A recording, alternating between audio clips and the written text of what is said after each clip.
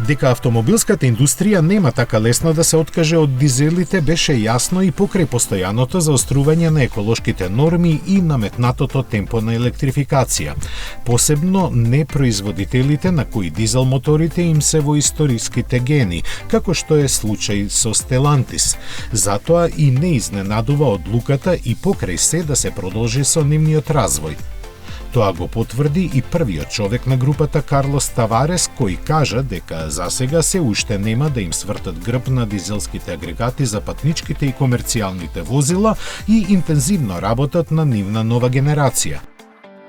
Според него тие ќе се појават за 14 или 15 месеци и во потполност ќе бидат компатибилни со Евро 7 стандардите.